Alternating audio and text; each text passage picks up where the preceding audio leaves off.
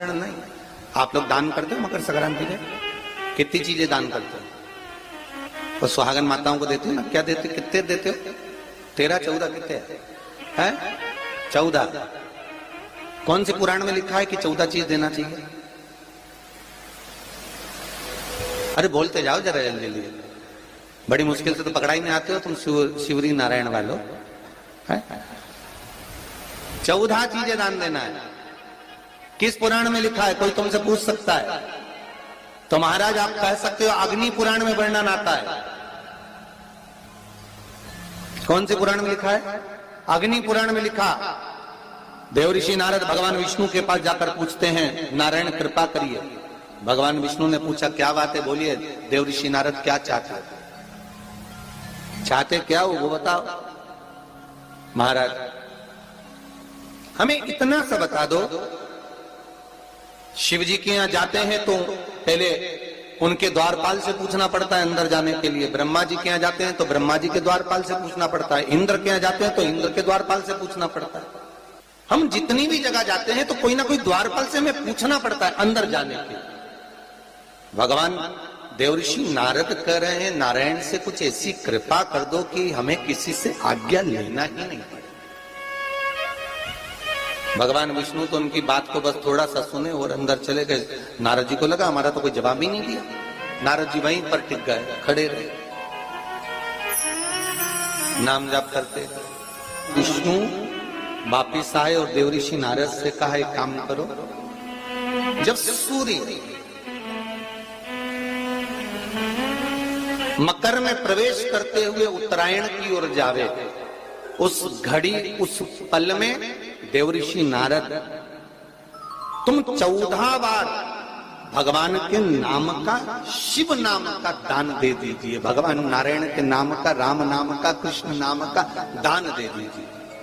अब देखो यहां पर यह नहीं लिखा कि प्लास्टिक का डब्बा दो। समझ लेना जी हो अच्छे से कि लोगों ने दान को कितना भ्रष्ट कर दिया वो बताया जा रहा है। अग्नि पुराण में यह नहीं लिखा कि तुम प्लास्टिक की चाय की चन्नी दो 14, बाल्टी दो 14, या प्लास्टिक का डब्बा दो 14 है। यहां पर यह नहीं लिखा है कुछ भी हो। यहां क्या लिखा अग्नि पुराण में कि मकर संक्रांति के दिन जब सूर्य उत्तरायण भाव में प्रवेश करे, मकर में जावे, उस समय पर देवऋषि नारद तुम्हारे मुख से अगर 14 बार भगवान के नाम का दान 14 जीवों को दे आओगे तो किसी भी देवता के पास जाओगे, तुम्हें परमिशन की जरूरत नहीं पड़ेगी, तुम डायरेक्ट प्रवेश कर जाओगे। डायरेक्ट। अब तुमको अगर वैकुंठ में डायरेक्ट प्रवेश करना हो तो बिना पूछे, तो उसके लिए कहा ही मकर संक्रांति पे दान दो। तो किस चीज का दान देना है हमारा? प्लास्टिक का डब्बा नहीं, बाल्टी नहीं, चन्नी नहीं। फिर किस चीज का दान? तो कहा अगर देवर्षि नारद आप दान दे रहे हो तो 14 नाम का दान दीजिए। 14 जीवों को नाम का दान दे दो, भगवान के नाम का भजन करो। और अगर संसार के लोग दान दे तो किस चीज का? तो के अन्न से बड़ा कोई दान, अन्न से बड़ा कोई दान। अच्छा, कई लोग कहते हैं कि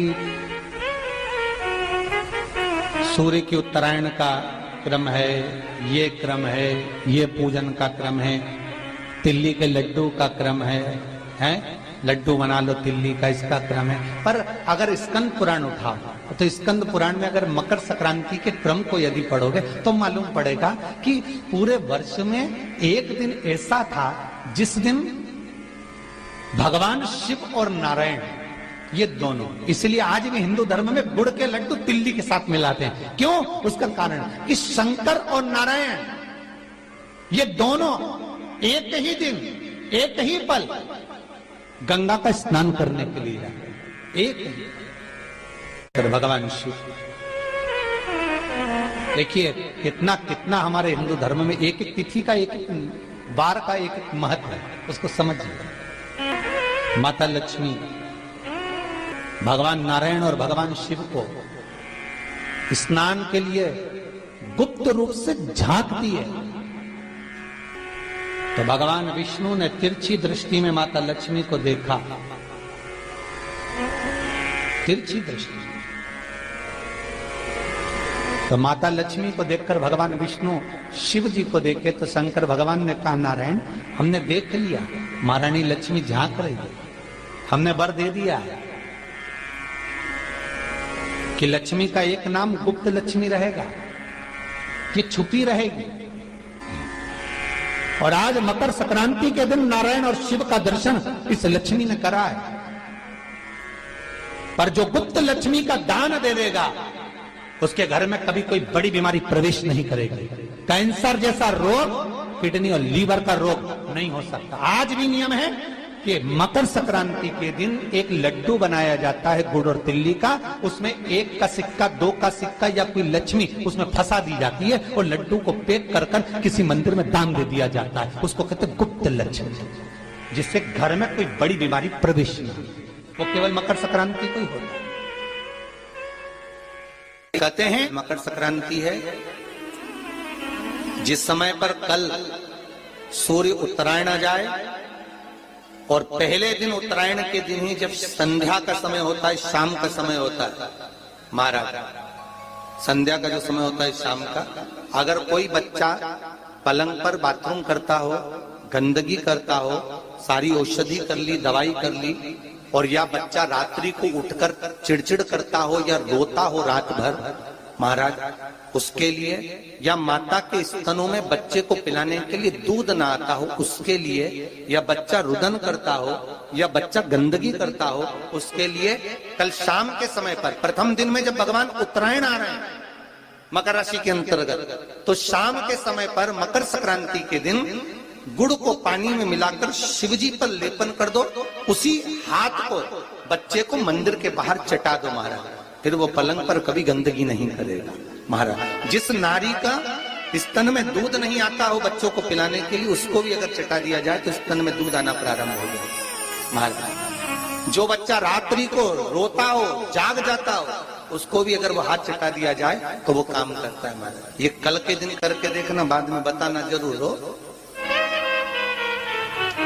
शुगर वाले जीव जिनकी शुगर ऊंची नीची हो रही हो, ज्यादा शुगर की परेशानी आ रही हो और इंजेक्शन लेना पड़ रहा हो, उनके लिए निवेदन है काली तिल्ली कल के लिए ये खास तौर से, बाकी के शुगर के लिए तो उपाय और बाद में बता देंगे, पर कल के लिए जो करना चाह रहे हैं जिनकी शुगर लेवल में नहीं आ रही, काली तिल्ली शंकर भगवान के शिवलिंग पर समर्पित कर दो और उस काली तिल्ली को जब शिव जी पर चढ़ाएं तो महाराज हाटकेश्वर महादेव का नाम लेना है।